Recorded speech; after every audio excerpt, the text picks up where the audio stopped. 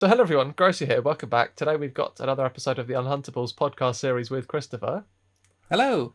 Hello, and we're looking through 2p coins today, looking for various things such as NIFCs, territories, whatever else it may be that we can find. And there's a description of what we are looking for in the... No, there's a list of what we're looking for in the description. There we go. But yeah, It's in the comment. It's in the comment section, Grosey. It's in the description, not the comment section. Giving me extra work today. Leaving a comment on my own video with all my details of the 2Ps. Anyway, continuation of the conversation that we had on Christopher's channel. I don't think we got through all of your topics that you had listed down, so do you want to fire away? Yeah, so we got sidetracked chatting about other things, but we have had some exciting coin releases recently. So we've just had May the 4th. Did you enjoy your May the 4th, Grosey? My May the 4th was the same as my May the 3rd. It was like any other day. Oh dear, Grosey. So you didn't watch the new Tales of the Empire that came out on May 4th? I haven't watched Star Wars. It's a shame. It was really good. Anyway, that's not what people are here to listen to me talk about. That question Star Wars was wasted on me. You just sit there nodding as if you understand Star Wars. But no, it's it was the TIE Fighter, wasn't it? That's just come out. Which is the... Sorry, I just remembered there was a question in the... Carol, I didn't mean to interrupt you. I'll say what I was going to say after. Okay. The TIE Fighter is the second coin in this 4-coin set, which has been continuation of last year. We had 4 Star Wars coins. We're looking at vehicles in this set, so the TIE Fighter is on its way. I'm very excited to get my hands on mine. I think that the designs with the vehicles look much better than the designs of the people. Although I do love Star Wars and I do love coins, so it should be the perfect match. I do like these ones quite a bit more. Yeah, I think there's in a way there's a lot of empty space on the designs, but it kind of works quite well because it is kind of space, isn't it? That's what it's all about. And you've got the lines of the stars and things like that. I think it's a really nice design. Definitely. What I was and it's got your favourite thing. It's got that little lenticular hologram feature. It looks better at the top than it does at the side, which it is on some of the Harry Potters or some of the other designs, because it looks balanced. But on some of the others, it just makes one side look a bit heavier than the other. It makes it look a bit off balance for me. But again, I think it's cool the mint technology that they can do that. So yeah, there we go. But I was going to say there was a question in the pub quiz that I go to about Star Wars, and I thought, I know the person who would know the answer to this, and I didn't know.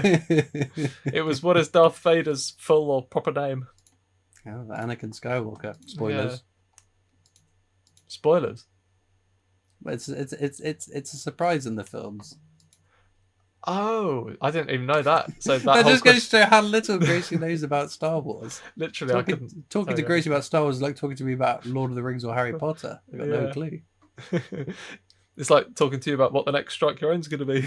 I get it wrong every time. Although I did expect it to be the 3 dinosaurs in a row. Yeah. Well, after we had the first one, that is. I expected it to be the next 2, but there was that little voice in the back of my head that said, "If you say it's going to be the dinosaurs, it's not going to be the dinosaurs." Oh, dearie me. Yeah, no, but I think the Star Wars coins do look cool. To be fair, overall. Yeah. But speaking of cool coins, the new City Views coin has come out. I don't think it's not a collection that you've been buying, is it? The City Views. No, it isn't. I'm trying to see if I can find a picture. Is it on the Mint website? Yeah, so this is the 3rd City Views. It started off with a City View of London, and then we went to Rome. We are now going to Paris. It's an interesting coin series because it's the first time the Royal Mint sort of diverged from minting. We only mint British things on British coins, and now a beautiful panoramic view of Rome is not very British, and neither is a view of Paris. But I think they are such cool, detailed, intricate designs. I really like this series a lot. It does look cool, to be fair. In a way, it kind of gives me the vibes that you would get from a coin that's minted for one of the territories, like a Jersey or a Nui. I don't know if that's how you pronounce the place coin. Yeah. But I've just looked it up. So it's only available in 1 ounce or in sort of silver proof. It's not available in... Yeah, there's no brilliant uncirculated version of the coin. Now, someone did comment on my videos saying, asking, is this really a coin? There's no denomination on it, but they do have a denomination on them. I think the 2 ounce is a £2 coin, isn't it? No, the 1 ounce. And Is a the 1 £2, ounce is yeah. a £2 coin. And the 2 ounce is a £5 coin, I think. Yeah, not a £2 coin in the sense of a £2 coin you'd find in circulation or these silver-proof versions of those £2 coins, but all the Royal Mint coins have a denomination on it. Otherwise, they're not a coin. There are various tax benefits for them having a denomination and legally being a coin, but not the £2 coin, which the bimetallic ones you go and spend. It's a different. It's sort of just a 1 ounce, like you would see a 1 ounce Britannia. Yeah, it kind of just looks like a proof £5 coin. To be fair, it's the same sort of size as one of those. Exactly. Yeah, if it was in brilliant uncirculated, I would probably buy it. But that's not to say it isn't a nice design. It's just obviously more money at the endless coin pit. But I think it has cool. been, mercifully, it's been quite a quiet time for releases. I know I say that, and immediately we're going to have 8,000 coins released in the next month. But we had a very, very busy time recently where there was almost too many coins that came out, in my mind. Yeah. It can get a bit frustrating, especially when we're going through a cost of living crisis and all these other things going on. That these releases don't seem to be very thoughtfully spaced out for collectors. For collectors that are on a budget, for collectors who are buying, I imagine if you were the kind of person who'd be buying gold-proof versions of it, you wouldn't have been very happy for all these coins to have come out in a very short period of time as well. No, I mean, to be fair, the last couple of years there's been sort of unforeseen circumstances such as coronations and memorials and whatnot. So yeah, it does look really nice in gold. Actually, that Paris coin. I've just clicked on the website on the link. Oh, be careful, Grosey. £100 coin. You can't blame me. You can't blame me. How much is the £100? I'm not even going to get anywhere close. It's £2,770. Yeah, how's that? I think that's way above spot value, isn't it? It normally is for proof coins, Grosey. How much over spot is one of the 1 ounce silvers? I just thought about that. Yeah. Well, the way the gold was going, well, you never know. Weeks of that, that would have been under spot. Yeah, limited edition 150. Imagine They are getting quite, that graded. Even the 1 ounce silver proofs are very low mintages as well. 2000. I think that's one of the reasons that keeps me buying the silver proof £5 coins and the 1 ounce coins is because the mintages are so much lower than say a 50p or a £2 coin, which I buy because I love 50p's and £2 coins. Whereas these £5 coins or 1 ounce coins, I've tried to talk myself out of buying them, but then I see the mintage figure and I'm like, that is a really low number.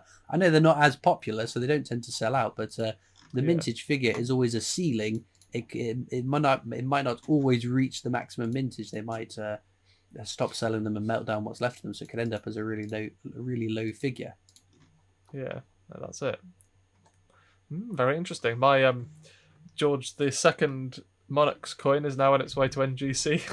Oh, it is it? That's the coin that you feel is my fault that you had to buy. Yeah, I've pretty much bought it whilst we were recording the Unhuntables video because you've talked to me into how rare it's going to be and how I didn't talk you valuable into it. I gave an opinion and you agreed with it and immediately got your wallet out.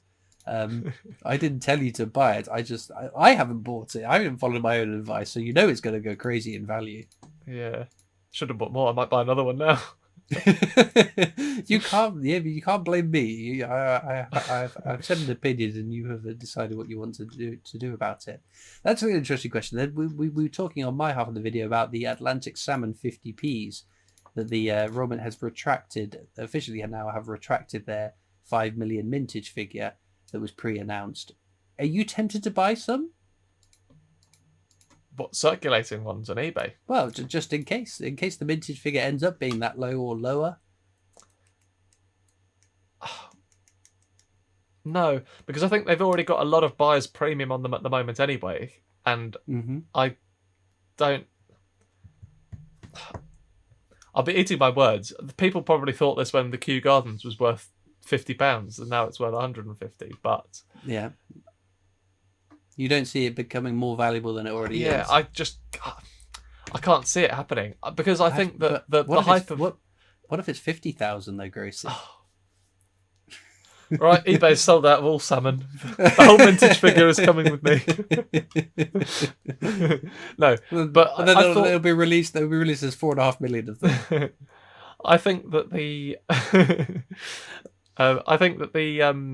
the value of them already is based on the hypothetical that they are going to be low minted. Because I thought there was all that stuff circulating about them being 500,000. So There was so I think it's already based on that hype anyway. the 500,000 mintage figure was bandied around, and then the Royal Mint accidentally announced 5 million. So I believed what the Royal Mint said, and it's only because I then when people said they've retracted it, I contacted the Mint and they said no, we haven't retracted it. That's still the mintage figure. So I was like, well, ignore all these people; they're totally wrong. I have a confirmation from the Mint that it's the case that they have the 5 million mintage figure stands, but I have since had confirmation from them that the mintage figure has been retracted. Now, that's not to say it's going to be lower. They have retracted the 5 million. It could be higher. It could be lower.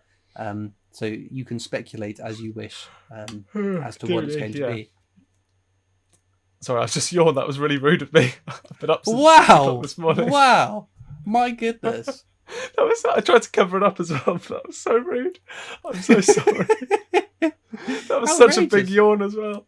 I'm not putting you to sleep, am I, Grosey? These people have to get a great view of your uvula at this rate. No, I covered my mouth then, to be fair. He's got some such a big yawn. I can't believe I just did that.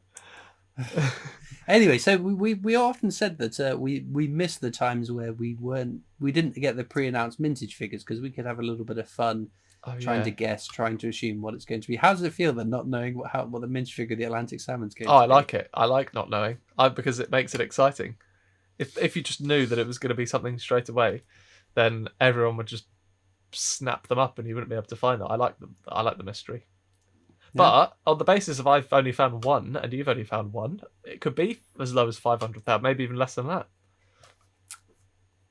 I won't be. I refuse to be drawn on this because when the mintage figure comes out, people can go back to the city and go, Christopher, you said that. Yeah, but when you were wrong about Team Tower, no one went back and moaned at you. I won that one. Shut up. I won that one. I won it. Sherlock doesn't have Paddington on it. It's not part of the race. It's still lower minted. But there's no Paddington on it. It was a Paddington versus Paddington situation. And you backed the horse which wasn't running in the race. You didn't even pick a horse. You picked a dolphin that was just off in a lake or wherever dolphins live. That seems like such a long time ago, though, that happened. The fact that was back in 2019 where those coins came out is just mental. Oh, goodness, yeah. 5 years, yeah. Unbelievable. But, I mean... I must admit, I am the opposite. I prefer knowing ahead of time what the mintage figure is, because... it means you don't have to keep them all until mintage. Well, no, because I still keep them. I do still keep them, even though... So I've got all my coronation 50p's, even though they've pre-announced that they'll be up to 5 million. I've kept all my coronations as well, to be fair. I don't quite trust that... I don't quite trust that the mintage figure pre-announced will be the mintage figure that happens. Although in the past, all the ones that have been pre-announced, they have actually been correct. Sorry, that just reminded me of you talking about how you used to cash in bucket loads of 2017 shields. Yeah, exactly.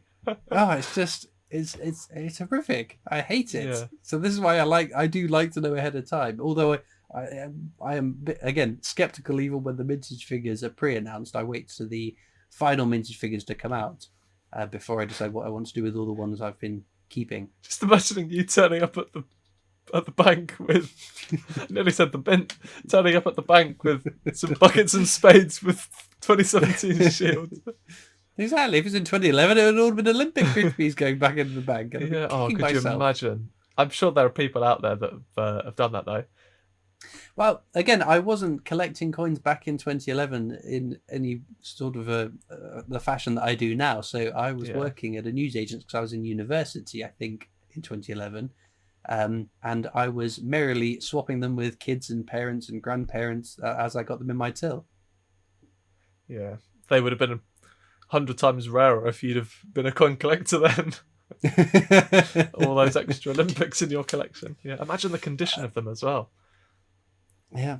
And the fact that like back then things like that weren't selling particularly well. That's why the 2009 Athletics is so sought after, because they minted 100,000 of them and only sold around 20,000 of them. So the lion's share of those got melted back down.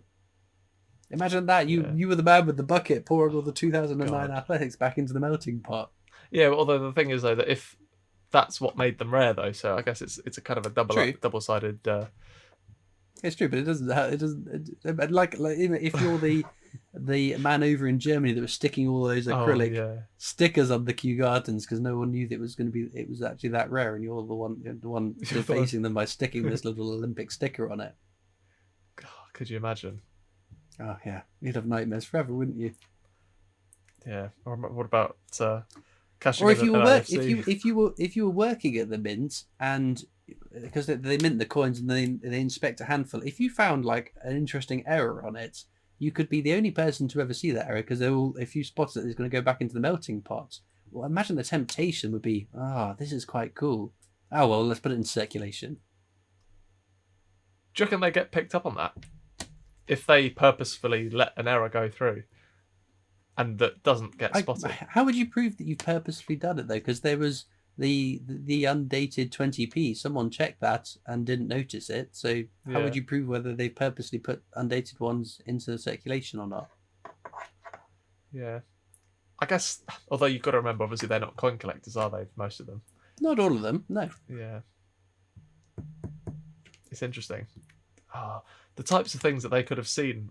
But do you remember though when we were there and the guy came up to the window and showed us some examples of some errors? And we're not talking about these little marginal little tiny rotations. We're talking 2 coins sort of slammed together that have merged into one sort of half identifiable coin. Is it a brokage when it strikes a coin twice? Or not strikes a coin on another coin? You get the imprint of a coin onto your coin. Yeah, that's it. And then there was like a two £1 coins that have been struck on top of each other. All sorts of different things. Yeah, imagine that'd be so cool. You'd end up with very heavy pockets on your way home, getting in trouble. I think the machine would well and truly beep when I leave the raw mint. Anyway, I think that's enough to wrap up with this half of the video. Do you think? Definitely. Let's get back to the 2Ps and see what I managed to find. Right. I don't think Christopher's going to win this week. I can't believe how many territories we found. 1, 2, 3, 4, 5, 6, 7 territories. Since when does that ever happen?